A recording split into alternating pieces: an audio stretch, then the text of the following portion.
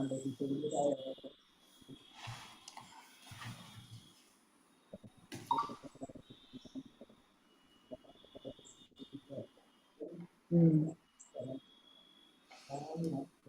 കൃഷ്ണ എല്ലാവർക്കും പ്രണാമം. കുറെ ലേറ്റ് ആയില്ലേ, ഒരു ക്ലാസ്സിലായിരുന്നു, അപ്പൊ അതിന്ന് അവിടെ കംപ്ലീറ്റ് ചെയ്യാണ്ട് ഇറങ്ങാൻ പറ്റുന്നുണ്ടായിരുന്നില്ല, അതുകൊണ്ടാട്ടോ. ഹരേ കൃഷ്ണ. ഓം നമോ ഭഗവതേ വാസുദേവായ. ഓം നമോ ഭഗവതേ വാസുദേവായ. ഓം നമോ ഭഗവതേ വാസുദേവായ. ഓം അജ്ഞാനതിമിരാന്ധസ്യ ജ്ഞാനാഞ്ജനാശലാകയാ ചക്ഷുരുന്മീലിതം യേന തസ്മൈ ശ്രീ ഗുരവേ നമഃ. നമോ വിഷ്ണുപാദായ കൃഷ്ണപ്രേഷ്ഠായ ഭൂതലേ ശ്രീമതേ ഭക്തിവേദാന്ത സ്വാമിനിധി നാമിനേ. നമസ്തേ സാരസ്വതേ ദേവേ ഗൗരവാണി പ്രചാരിണേ നിർവിശേഷ ശൂന്യവാദി പാശ്ചാത്യദേശധാരിണേ. ജയ ശ്രീ കൃഷ്ണ ചൈതന്യ പ്രഭു നിത്യാനന്ദ ശ്രീ അദ്വൈത ഗദാധര ശ്രീവാസാദി ഗൗരഭക്തവൃന്ദ. ഹരേ കൃഷ്ണ കൃഷ്ണ കൃഷ്ണ ഹരേ ഹരേ, ഹരേ രാമ രാമ രാമ ഹരേ ഹരേ. ഹരേ കൃഷ്ണ. ശ്രീ രാധാ ഗോവിന്ദ ടെമ്പിൾ ഇസ്കോൺ മാംഗ്ലൂരിന്റെ ഉപദേശാമൃതം ക്ലാസ്സിലേക്ക് എല്ലാവർക്കും സ്വാഗതം. ഹരേ കൃഷ്ണ, എല്ലാവർക്കും പ്രണാമം. അപ്പൊ നമ്മള് ഉപദേശാമൃതം ഇന്നലെ ഒരെണ്ണം കംപ്ലീറ്റ് ആയിട്ടുണ്ടായിരുന്നില്ല. 8ാമത്തെ ഉപദേശം മുഴുവനാക്കിയിട്ടില്ലല്ലോ നമ്മള്.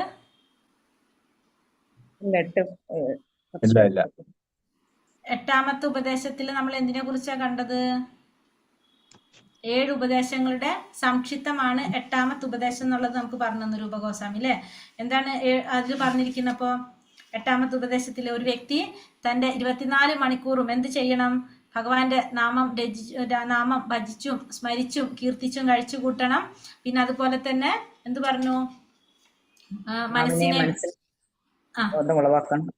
കൃഷ്ണാവബോധത്തിൽ വ്യാപരിപ്പിക്കണം. അങ്ങനെ ഗോലോക വൃന്ദാവനം എന്ന ധാമത്തിൽ താമസിച്ചുകൊണ്ട് ഭക്തന്മാരുടെ ഉപദേശാനുസരണം ഭഗവാനെ ഭജിക്കണം. പിന്നെ ഭഗവാനെ പ്രേമഭക്തിയോടുകൂടി ആരാധിക്കുന്നവരുടെ കാലടിപ്പാടുകൾ പിന്തുടരണം. അതാണ് നമ്മൾ 7 ഉപദേശങ്ങളുടെ സംക്ഷിപ്തമായിട്ട് 8ാമത്തെ ഉപദേശത്തില് രൂപഗോസ്വാമി പറഞ്ഞു തന്നത്. മനസ്സിലായോ? അത് ശ്രീ രാധാ ഗോവിന്ദിക്ക് ജയ്, ശ്രീല പ്രഭുപാദിക്ക് ജയ്. ഇനി നമുക്ക് ഇതിൽ നമ്മൾ കുറച്ച് എത്തിയിട്ടുണ്ടായിരുന്നു. ലാസ്റ്റ് ഭാഗമല്ല എത്തിയത്, രാഗാനുഗ ഭക്തി അല്ലെ. രാഗാനുഗ ഭക്തി തൊട്ട് പറയേണ്ടിരുന്നത് അല്ലെ. രാഗാനുഗ ഭക്തി അല്ലേ. നവാഗതന്മാരോട് സ്വാർത്ഥ ചിന്തകൾ ഉപേക്ഷിക്കാനും ശാസ്ത്രാനുശാസനം അനുസരിച്ച് നിയതമായ ഭക്തിയുത സേവനത്തിൽ ഏർപ്പെടുന്നവനുമാണ് ചൈതന്യ ചരിതാമൃതം ഉപദേശിച്ചിട്ടുള്ളത്. അപ്പോൾ ചൈതന്യ ചരിതാമൃതത്തിൽ എന്താ പറഞ്ഞിരിക്കുന്നത്? നവാഗതന്മാരോട്, പുതിയ ഭക്തന്മാരോട് സ്വാർത്ഥ ചിന്തകളെല്ലാം ഉപേക്ഷിച്ച് ശാസ്ത്രാനുശാസനങ്ങൾക്കനുസരിച്ച് നിയതമായ രീതിയിൽ ഭക്തിയുത സേവനത്തിൽ ഏർപ്പെടാനാണ് ഇതിൽ പറയുന്നത്, ചൈതന്യ ചരിതാമൃതത്തിൽ പറയുന്നത്. ഈ വിധത്തില് ഭഗവാന്റെ നാമരൂപ ഗുണാനുപാതങ്ങളോട് അഭിരുചി നമുക്ക് അപ്പൊ എന്താ സംഭവിക്കുന്നത്? അങ്ങനെ ഭഗവാനെ നമ്മൾ ഭജിച്ചുകൊണ്ടിരിക്കുകയാണെങ്കിൽ നമുക്ക് ഭഗവാന്റെ നാമരൂപ ഗുണാപദാനങ്ങളോട് നമുക്ക് ഓട്ടോമാറ്റിക്കലി എന്തുണ്ടാവും? അഭിരുചി ഉണ്ടാവും. അപ്പൊ ഭഗവാനോട് ആസക്തി ഉണ്ടായിക്കഴിഞ്ഞാൽ നമ്മൾ എന്താണ്? നിയമങ്ങളൊന്നും അനുസരിക്കാതെ തന്നെ ഭഗവാന്റെ പദാരവിന്ദങ്ങളിലെ സ്വച്ഛന്ദ സേവിക്കാം. അതിനാണ് നമ്മൾ എന്ത് പറയുന്നത്? രാഗഭക്തി എന്ന് പറയുന്നത്. അതായത് നമ്മള് ഭഗവാനെ എപ്പോഴും നമ്മൾ ഭജിച്ചുകൊണ്ടിരിക്കുന്നവരെ കുറിച്ച് പറയാണ്. അത്തരത്തിലുള്ള ഭക്തന്മാര് ഭഗവാന്റെ നാമരൂപ ഗുണലീലകളെല്ലാം എപ്പോഴും ഭക്തിയോടുകൂടി ഭജിച്ചുകൊണ്ടിരിക്കുന്നവർക്ക് അതിൽ ആസക്തി ഉണ്ടാകും. അത്തരത്തിലുള്ള ഭക്തന്മാർക്ക് യമനിയമങ്ങളൊന്നും പാലിക്കാതെ തന്നെ അവർക്ക് എന്ത് സാധിക്കും? സ്വച്ഛന്തം ഭഗവാന്റെ പാതാരവിന്ദം, അതായത് ആരും പറയാതെ തന്നെ അവരെന്ത് ചെയ്തുകൊണ്ടിരിക്കുകയാണ്? ഭഗവാന് സേവനം ചെയ്തുകൊണ്ടിരിക്കുന്നവർ. അതാണ് നമ്മൾ എന്ത് പറയുന്നത്? ആ ഒരു അവസ്ഥയാണ് രാഗഭക്തി എന്ന് പറയുന്നത്. നമ്മളിപ്പോ എന്താണ്? വൈദ്യസാധന ഭക്തിയാണ് നമ്മളൊക്കെ ചെയ്യുന്നത്. അതായത് നമ്മളിപ്പോ ഒരാൾ പറയുന്നതനുസരിച്ച് നമ്മളത് പതുക്കെ വളർത്തി ഉണ്ടാക്കി കൊണ്ടുവരാണ് നമ്മള്. പക്ഷെ ഇതെങ്ങനെയാണ്? ആരും പറയാതെ സ്വമേധയാ തന്നെ സംഭവിക്കുകയാണത്. അതാണ് രാഗഭക്തി. ആ രാഗഭക്തിയിൽ എത്തിയിട്ട് വൃന്ദാവനത്തിൽ ഭഗവാന്റെ ശാശ്വത സഹചാരികളുടെ പാദപത്മങ്ങൾ പിന്തുടരാണെങ്കിലോ രാഗാനുഗ ഭക്തിയായിട്ട് മാറി. വൃന്ദാവനത്തിലെ ഭഗവാന്റെ ശാശ്വത സഹചാരികളുടെ പാദപത്മങ്ങൾ പിന്തുടർന്നു കഴിഞ്ഞാൽ അത് എന്തായിട്ട് മാറി? രാഗാനുഗ ഭക്തിയായിട്ട് മാറി. അപ്പൊ രാഗഭക്തി രാഗാനുഗ ഭക്തിയായിട്ട് മാറാണ്. അപ്പൊ രാഗഭക്തി എന്ന് വെച്ചാൽ എന്താണ്? ആരും പറയാതെ തന്നെ നമ്മൾ എന്താണ്? സ്വമേധയാ തന്നെ നമ്മള് ഭഗവാന്റെ പാദാരവിന്ദങ്ങളെ സേവിക്കുന്നതാണ് രാഗഭക്തി. ആ രാഗഭക്തിയിൽ എത്താനായിട്ട് വൃന്ദാവനത്തില് ഭഗവാന്റെ ശാശ്വത സഹചാരികളായിട്ടുള്ള ആ വൃന്ദാവനവാസികളുടെ പാത പിന്തുടർന്നാൽ അതെന്തായിട്ട് മാറി? രാഗാനുഗ ഭക്തിയായിട്ട് മാറി. വൃന്ദാവനവാസികളുടെ പാത പിന്തുടരുന്നവര് രാഗാനുഗ ഭക്തിയായിട്ട് മാറി. അതാണ് രാഗഭക്തി എന്ന് വെച്ചാൽ നമ്മൾ സ്വമേധയാ ചെയ്യാണ്, സ്വച്ഛന്തം ചെയ്യാണ്. അത് കഴിഞ്ഞിട്ട് ആ രാഗഭക്തിയിൽ ചെയ്യുന്നത് നമ്മൾ വൃന്ദാവനവാസികളുടെ പാത കൂടി പിന്തുടർന്നാൽ എന്തായിട്ട് മാറിയത്? രാഗാനുഗ ഭക്തിയായിട്ട് മാറി. ഇനി ശ്രവണത്തിന്റെ സ്മരണയുടെ ഘട്ടങ്ങളെ കുറിച്ചാണ് പറയുന്നത്. അപ്പോൾ നവശിഷ്യന്റെ ഘട്ടത്തിലുള്ളവർ കൃഷ്ണകഥാ ശ്രവണത്തിൽ നിരന്തരം ഏർപ്പെട്ടുകൊണ്ടിരിക്കണം. അപ്പൊ നവശിഷ്യന്റെ പുതിയ ഭക്തന്മാരുടെ ഘട്ടത്തിലുള്ളവര് അവരെന്ത് ചെയ്യണം? നിരന്തരം ഭഗവാന്റെ കൃഷ്ണകഥാ ശ്രവണത്തിൽ ഏർപ്പെടണം എന്നാണ് പറയുന്നത്. പുതിയ ഭക്തന്മാര് കൃഷ്ണകഥാ ശ്രവണം എന്ന് വെച്ചാൽ എന്താണ്? ഭാഗവതം അല്ലെ? കൃഷ്ണന്റെ കഥകൾ എന്തിലാ പറഞ്ഞിരിക്കുന്നത്? ഭാഗവതം. അപ്പൊ പുതിയ ഭക്തന്മാർ എപ്പോഴും എന്ത് ചെയ്യണം? ഭാഗവതം നിരന്തരം ശ്രവിച്ചുകൊണ്ടിരിക്കണം. കാരണം ഭാഗവതം ശ്രവിക്കുമ്പോ എന്താ ഗുണമുള്ളത്?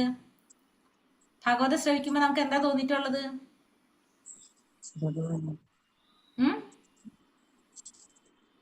ഒന്നും തോന്നിയിട്ടില്ലേ കേൾക്കുന്നവർക്ക്? ഹരേ കൃഷ്ണ. ഭക്തി ഉണ്ടാവും, ഭഗവാനോടുള്ള സ്നേഹം, ഇഷ്ടം കൂടിക്കൊണ്ടിരിക്കും നമുക്ക് അല്ലെ? ഭാഗവതം കേൾക്കും തോറും ഭഗവാന്റെ ലീലകളെ കുറിച്ച് അറിയും തോറും നമുക്ക് എന്ത് സംഭവിക്കും? ഭഗവാനോടുള്ള ഇഷ്ടം നമുക്ക് വർദ്ധിച്ചുകൊണ്ടേയിരിക്കും. ആർക്കും തോന്നിയിട്ടില്ല അങ്ങനെ? ഹരേ കൃഷ്ണ. നിങ്ങൾക്ക് എന്തായാലും പറയാത്തെ? പക്ഷെ മ്യൂട്ടിലായിപ്പോയി, ഞാൻ അറിയുന്നില്ല, ഞാൻ പറഞ്ഞതായിരുന്നു. ശരി ശരി ഹരേ കൃഷ്ണ. അപ്പൊ നിരന്തരം നമ്മൾ ഭഗവാന്റെ കഥാശ്രവണം, അതായത് ഭാഗവതം കേൾക്കണം. ശ്രവണദശ എന്ന് പറഞ്ഞാൽ അതാണ് കൃഷ്ണകഥ കേൾക്കലിന്റെ ഘട്ടം. അപ്പൊ ഫസ്റ്റ് നമ്മൾ എന്താ ചെയ്യേണ്ടത്? ഭഗവാന്റെ ശ്രവണദശ എന്ന് പറഞ്ഞാല് ഭഗവാന്റെ കഥകൾ കേൾക്കുക, അതാണ് ഫസ്റ്റത്തെ.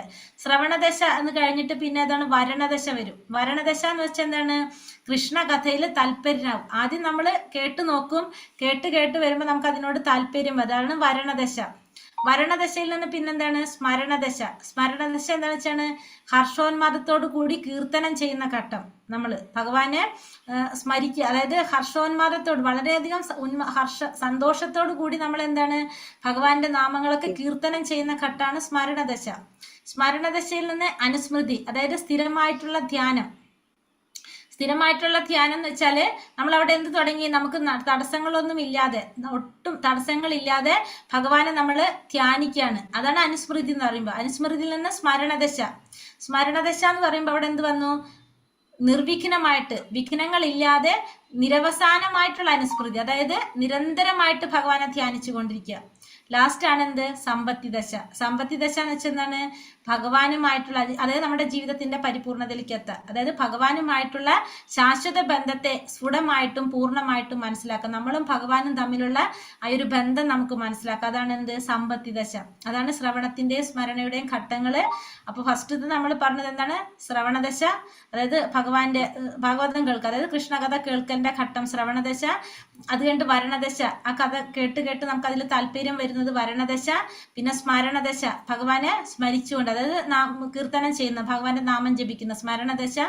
അത് കഴിഞ്ഞിട്ട് അനുസ്മൃതി. അനുസ്മൃതിയിൽ പറയുമ്പോൾ എന്താണ്?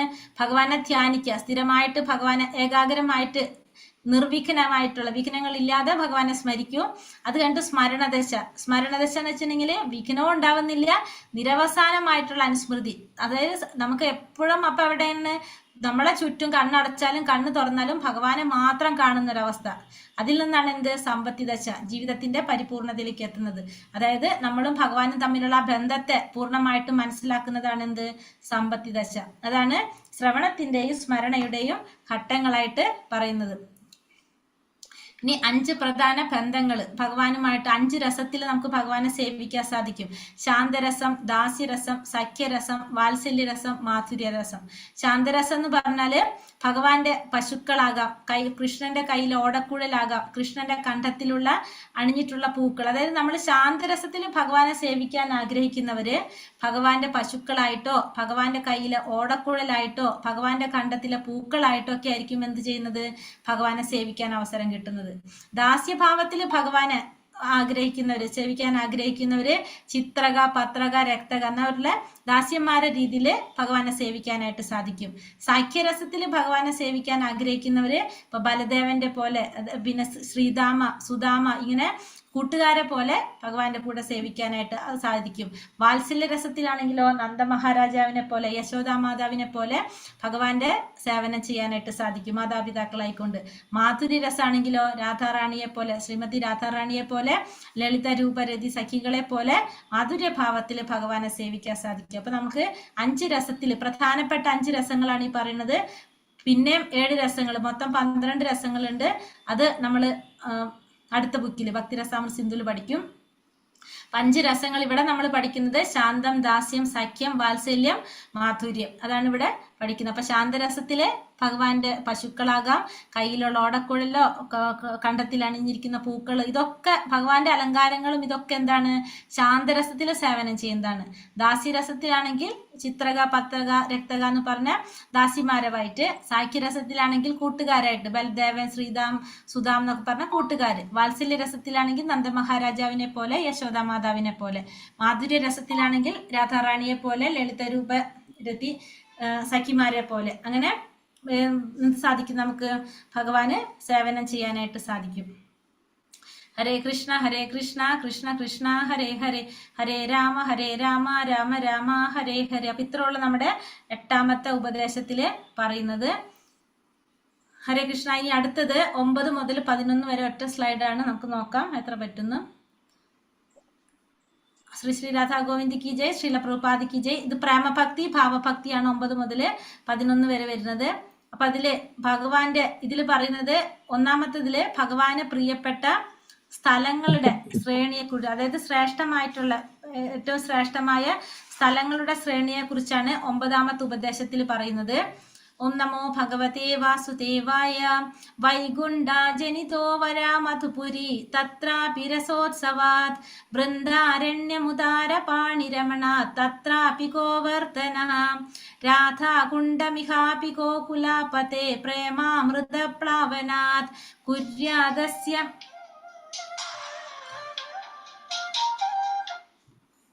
ഒരു മിനിറ്റ്.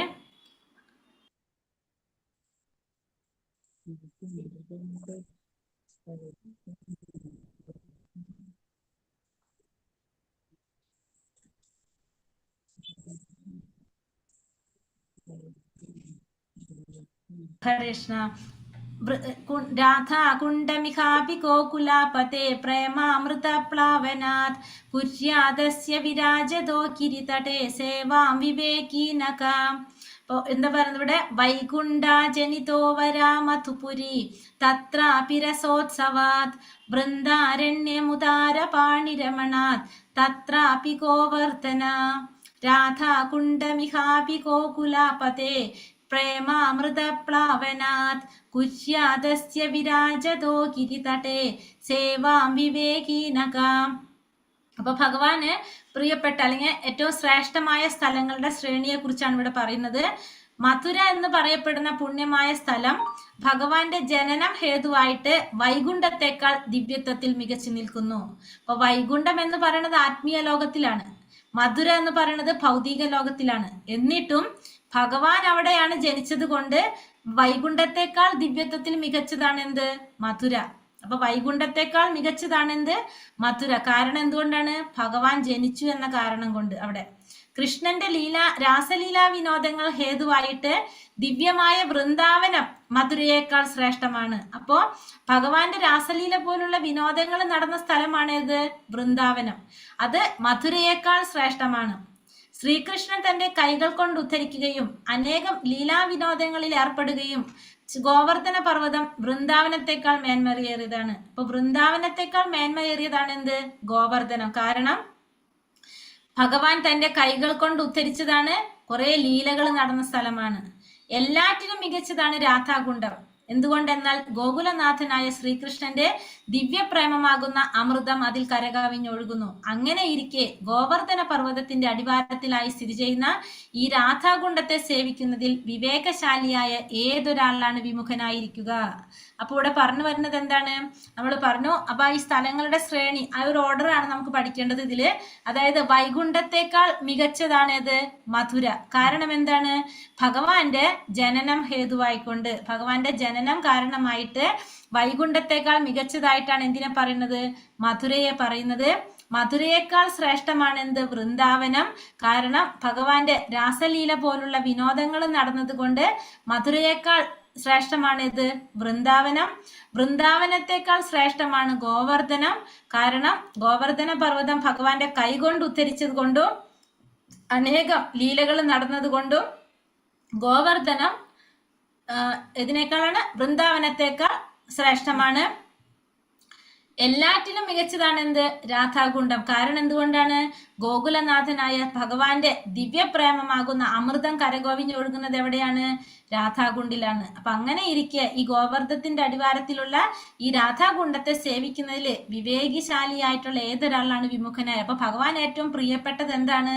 രാധാകുണ്ടാണ്. അപ്പൊ ആരാണ് ഈ രാധാകുണ്ടിനെ സേവിക്കാതിരിക്കാനായിട്ട് ശ്രമിക്കുക? അല്ലെങ്കിൽ സേവിക്കുന്നതിൽ വിവേകശാലി ഏതാണെന്ന് വിമുഖനായിരിക്കുന്നതെന്നാണ് ചോദിക്കുന്നത്. അപ്പോൾ ഇവിടെ വൈകുണ്ഠത്തെക്കാൾ ശ്രേഷ്ഠമായിട്ടുള്ളത് മധുര, മധുരയേക്കാൾ ശ്രേഷ്ഠം വൃന്ദാവനം, വൃന്ദാവനത്തെക്കാൾ ശ്രേഷ്ഠം ഗോവർദ്ധനം, ഗോവർദ്ധനത്തെക്കാൾ ശ്രേഷ്ഠം രാധാകുണ്ട്. അതാണ് നമുക്ക് പഠിക്കേണ്ട ഓർഡർ. അപ്പൊ എന്തുകൊണ്ടാണെന്നും കൂടി നമ്മൾ പറഞ്ഞു.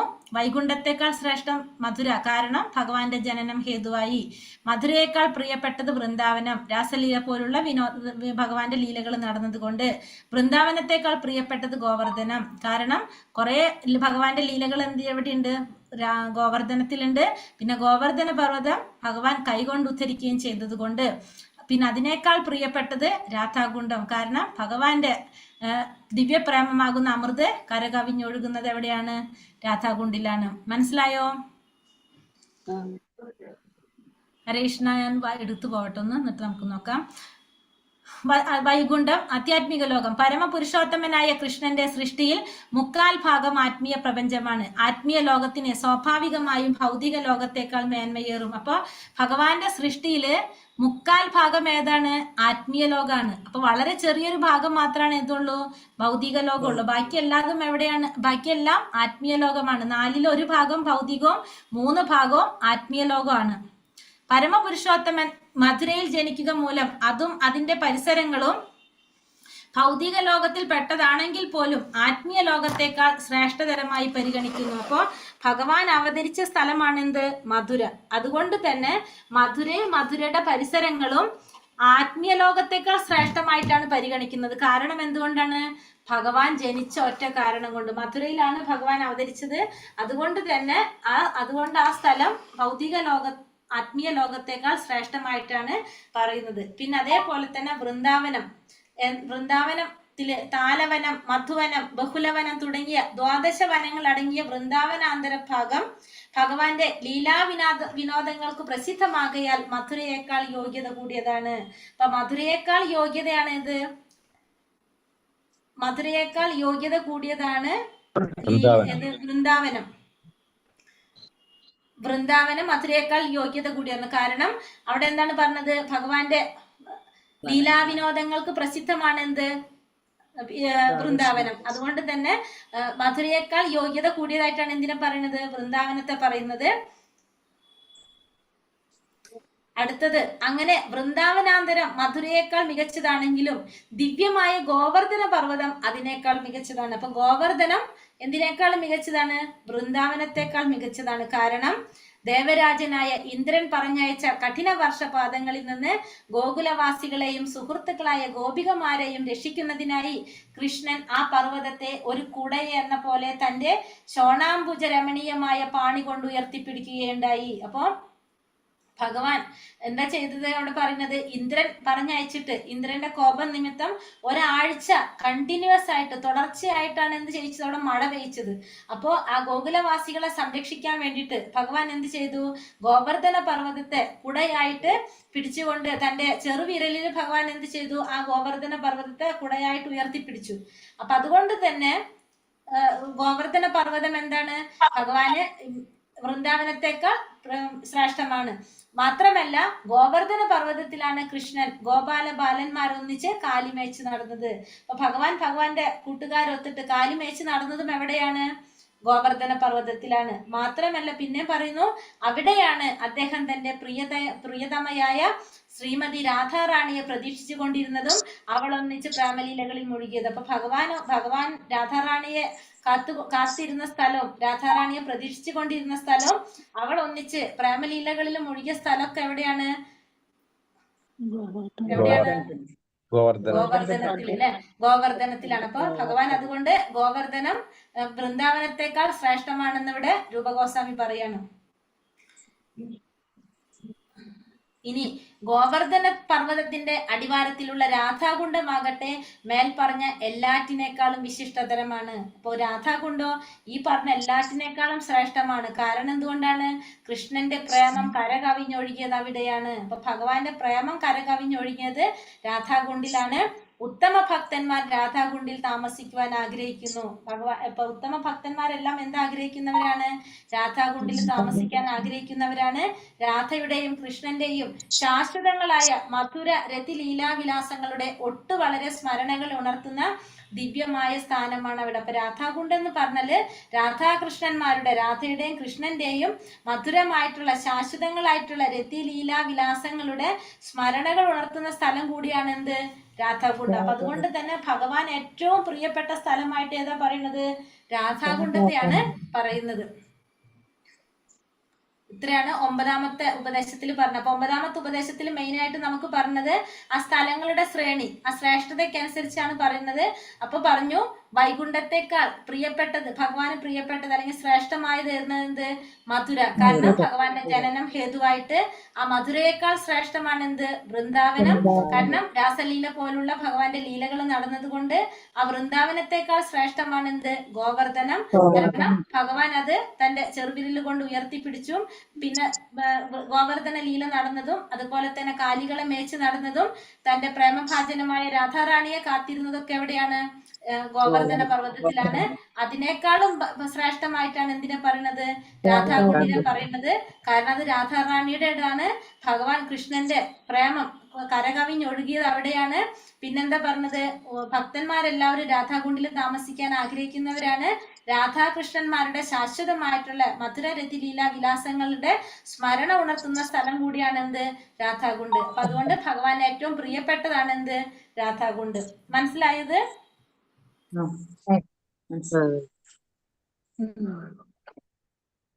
ഹരേ കൃഷ്ണ. സമയം എന്തായി? 10-8 മിനിറ്റ്. ഇതും നോക്കാം, നമുക്ക് പറ്റുന്നിടത്തോളം നോക്കാം. ശ്ലോകം 10.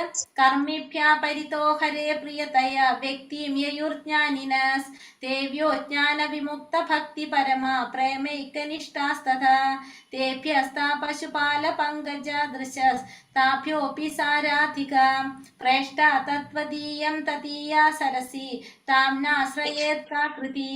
കർമ്മിഭ്യ ഭരിതോ ഹരേ പ്രിയതമ വ്യക്തിം യയുർജ്ഞാനിനസ് തേവ്യോ ജ്ഞാന വിമുക്ത ഭക്തി പരമ പ്രേമൈകനിഷ്ഠാസ്തഥാ തേഭ്യസ്താ പശുപാല പങ്കജ ദൃശസ് താഭ്യോപി സാരാധിക പ്രേഷ്ട തത്വദീയം തദീയ സരസീം താംനാശ്രയേത് കാകൃതിം.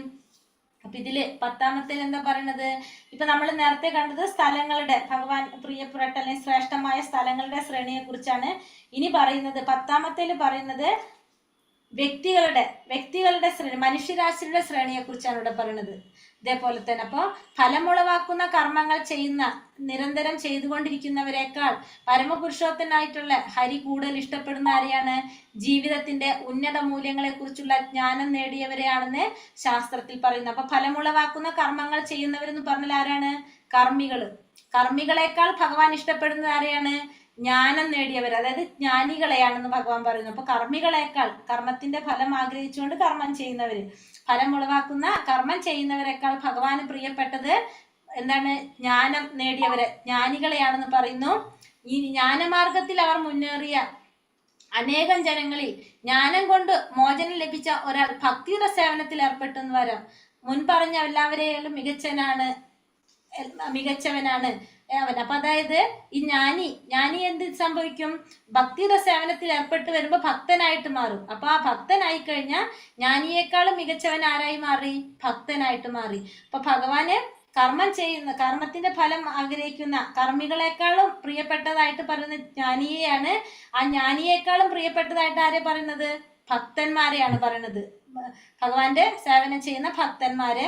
ഇനി ഭക്തന്മാരില് വിശുദ്ധ പ്രേമം ഭഗവാൻ കൈവരിച്ചവൻ അവനേക്കാൾ ഉയർന്നവനാണ്. അപ്പോൾ ഭക്തന്മാരിൽ വെച്ചിട്ട് വിശുദ്ധ പ്രേമം അതായത് പ്രേമഭക്തി ചെയ്യുന്നവര് ഭഗവാന് പ്രിയപ്പെട്ടവരാണ്. കൃഷ്ണനിൽ വിശുദ്ധ പ്രേമം സിദ്ധിച്ചവരിൽ വെച്ച് ദിവ്യഗോപാലപാലനായ കൃഷ്ണനെ സർവാത്മന ശബരം പ്രാപിച്ച ഗോപികൾ മുന്നിട്ട് നിൽക്കുന്നു. എല്ലാ ഗോപികളെയും വെച്ച് കൃഷ്ണൻ ഏറ്റവും പ്രിയപ്പെട്ടവളാണ് ശ്രീമതി രാധാറാണി. അത്രയ്ക്ക് തന്നെ പ്രിയപ്പെട്ടതാണ് രാധാറാണിയുടെ സരസും. അതായത് അപ്പോ ഫലം ആഗ്രഹിച്ചുകൊണ്ട് കർമ്മം ചെയ്യുന്ന കർമ്മികളെക്കാൾ ഭഗവാന് പ്രിയം ജ്ഞാനികളോടാണ്. ജ്ഞാനികളെക്കാൾ ഭഗവാന് പ്രിയം ഭക്തന്മാരോടാണ്. ഭക്തന്മാരിൽ ഭഗവാന് പ്രിയം പ്രേമഭക്തിയിലുള്ളവരോട്. ഭക്തന്മാരിൽ ഭഗവാന് പ്രിയം ആരോടാണ്? പ്രേമഭക്തിയിലുള്ളവരോട്. പ്രേമഭക്തന്മാരില് ഭഗവാനോട് പ്രിയം ആരോടാണ്? ഗോപികമാരോട്. പ്രേമഭക്തിയില് ഗോപികമാരോട്. ഗോപികമാരിൽ ഭഗവാന് പ്രിയപ്പെട്ടത് ആരാണ്? രാധാറാണി. ഒപ്പം തന്നെ രാധാറാണിയുടെ സരസും പ്രിയപ്പെട്ടതാണ്. അപ്പൊ അങ്ങനെ ഇരിക്കെ ആ രാധാകുണ്ടത്തിൽ താമസിച്ച് ആനന്ദോന്മാദം ഉളവാക്കുന്ന അപാരകൃത ഭക്തിഭാവങ്ങളിൽ നിർഭരമായ ആത്മീയ ശരീരത്തോടു കൂടി ദിവ്യ ദമ്പതികളായ ശ്രീ രാധാ ഗോവിന്ദന്മാരുടെ പ്രേമസേവനത്തിൽ 8 തരത്തിലുള്ള ദൈനംദിന വിനോദങ്ങളായ അഷ്ടകാലിക ലീലകളിൽ ഏർപ്പെട്ടുകൊണ്ടിരിക്കുന്ന ശ്രീ രാധാ ഗോവിന്ദന്മാരുടെ പ്രേമസേവനത്തിൽ ആരാണ് നിമഗ്നനാകാതിരിക്കുക?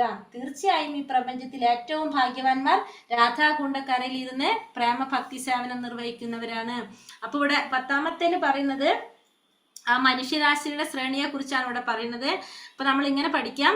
ഫലം ആഗ്രഹിച്ചുകൊണ്ട് കർമ്മം ചെയ്യുന്ന കർമ്മികളെക്കാൾ ഭഗവാന് പ്രിയപ്പെട്ടത്, ഭഗവാന് ഇഷ്ടം ആരോടാണ്? ജ്ഞാനികളോടാണ്. ഭഗവാനെ കുറിച്ചുള്ള അജ്ഞാനം നേടി ജ്ഞാനികളോടാണ്. ജ്ഞാനികളെക്കാൾ പ്രിയം ആരോടാണ്? ഭക്തന്മാരോടാണ്. ഭക്തന്മാരില് ആരോടാണ് ഇഷ്ടം? ഭക്തന്മാരിൽ പ്രിയ ആരോടാണ്? പ്രേമഭക്തിയിലുള്ളവരോട്. പ്രേമഭക്തന്മാരിൽ ആരോട് ഇഷ്ടം? ഗോപികമാരോട്. ഗോപികമാരിൽ വെച്ചിട്ട് ആരോട് ഇഷ്ടം? രാധാറാണി. ഒപ്പം തന്നെ രാധാറാണിയുടെ സരസായിട്ടുള്ള രാധാകുണ്ട്. അത്രയും പഠിച്ചാൽ മതി ഇതില്. അപ്പൊ അതില് നമുക്ക് ഫസ്റ്റ് എന്താ പറയണത്? ഒന്നാമത് നമ്മൾ പറഞ്ഞു കർമ്മം, ഫലം ആഗ്രഹിച്ചുകൊണ്ട് കർമ്മം ചെയ്യുന്ന കർമ്മികളെക്കാളും ഇഷ്ടം ആരോടാണ് പ്രിയം ഭഗവാന്? ഭക്തന്മാരാണോ കർമ്മികൾ കഴിഞ്ഞിട്ട് വരുന്നത്? നമ്മള് ജ്ഞാനിയായിട്ട് മാറും അല്ലെ? ജ്ഞാനം നേടിക്കഴിഞ്ഞാൽ നമ്മൾ പിന്നെ അടുത്ത സ്റ്റെപ്പിലേക്ക് കടക്കണം. അതാണ് അടുത്ത സ്റ്റെപ്പ്. ഭക്തനാവണം അല്ലെ? ഭക്തന്മാരിൽ പിന്നെ ഏത് ഭക്തിയിലേക്ക് വേണം?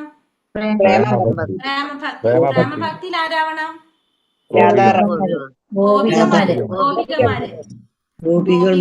ഗോപികമാരിൽ ഭഗവാൻ ആരോടെ ഇഷ്ടം? രാധാറാണിയോടാണ് ഇഷ്ടം. അതാണ് നമ്മൾ ഏതിൽ പഠിക്കുന്നത്? ഈ 10ാമത്തെ ഉപദേശത്തില് രൂപഗോസ്വാമി പറഞ്ഞു തരുന്നത്.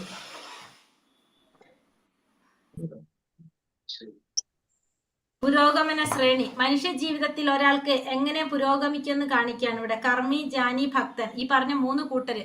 അപ്പൊ നമ്മൾ ഫസ്റ്റ് തന്നെ ആരാണ്? കർമ്മി. കർമ്മത്തിന്റെ ഫലം ആഗ്രഹിച്ചുകൊണ്ട് കർമ്മം ചെയ്യുന്നു. അപ്പൊ ഏത് ഗുണത്തിലാണ്? രജോ ഗുണത്തിലാണ്. നമ്മൾ ആ കർമ്മത്തിന്റെ ഫലം അനുഭവിക്കാൻ എവിടെ പോകും? സ്വർഗലോകത്തിൽ പോകും. ഹരേഷ്ണ സ്വർഗത്തിൽ പോകും നമ്മള്. അത് കഴിഞ്ഞ് 2ാമത്തത് പിന്നെ അടുത്ത സ്റ്റെപ്പ് വന്നു ജ്ഞാനി. ജ്ഞാനി എന്ന് വെച്ചാൽ എന്താണ്? ഭഗവാനെ കുറിച്ച് അറിയാനാണ് അല്ലെ? അറിയാനായിട്ട് ഭഗവാൻ അറിഞ്ഞുകൊണ്ടിരിക്കുന്നവൻ, മനസ്സിലാക്കിക്കൊണ്ടിരിക്കുന്നവനാണ്. അപ്പൊ ആ ജ്ഞാനി സത്വഗുണത്തിലായിരിക്കും. കാരണം അറിവ് നേടുന്നതോളം നമ്മൾ ഏത് ഗുണമാണ്? സത്വഗുണം. സത്വഗുണത്തിലായിരിക്കും. ആ ജ്ഞാനി എന്ത് സംഭവിക്കും? മുക്തി നേടിയിട്ട് എവിടെയാണ് പോവാ? ബ്രഹ്മത്തിലാണ് ലയിക്കുന്നത് ജ്ഞാനി. ജ്ഞാനിയിൽ നിന്നും അടുത്തത് നമുക്ക് എവിടേക്ക് കടക്കാൻ സാധിക്കും? ഭക്തനിലേക്ക് കടക്കുന്നത്. ഭക്തനിലേക്ക് കടക്കുമ്പോ ഏത് ഗുണത്തിൽ വരും? ശുദ്ധ സത്വത്തിൽ വരും, ഭക്തിയില്. എന്നിട്ട് നമുക്ക് എന്താണ്? ഭക്തിയിൽ നിന്ന് ആ പ്രേമഭക്തിയിലേക്ക് കടന്നിട്ട് നമുക്ക് എവിടേക്ക് പോകാം? ഭഗവാന്റെ ധാമത്തിലേക്ക്, ഗോലോക വൃന്ദാവനത്തിലേക്ക് പോകാനായിട്ട് സാധിക്കും. അപ്പൊ നമ്മള് കർമ്മത്തിന്റെ ഫലം ആഗ്രഹിച്ചുകൊണ്ടിരിക്കുന്ന ആ കർമ്മിയിൽ നിന്ന് ജ്ഞാനിയിൽ നിന്ന് നമുക്ക് എന്തിലേക്ക് കടക്കാം? ഭക്തനിലേക്ക് കടക്കാനായിട്ട് സാധിക്കും. അങ്ങനെയാണ് നമ്മൾ ആ ആത്മീയമായിട്ടുള്ള പരിണാമം സംഭവിക്കുന്നത്. നമ്മുടെ സ്ഥാനം നമ്മുടെ ആഗ്രഹങ്ങളെ സൂചിപ്പിക്കുന്നു. കൃഷ്ണൻ അതനുസരിച്ച് നമുക്ക് പ്രതിഫലം നൽകുന്നു. അപ്പൊ നമ്മുടെ ആഗ്രഹങ്ങളാണ് നമുക്ക് എന്ത് തരുന്നത്? ആഗ്രഹങ്ങൾക്കനുസരിച്ചാണ് നമുക്ക് ഓരോ സ്ഥാനവും കിട്ടുന്നത്. അതനുസരിച്ചാണ് നമുക്ക് ആര് പ്രതിഫലം നൽകുന്നത്? ഭഗവാൻ പ്രതിഫലം നൽകുന്നത്.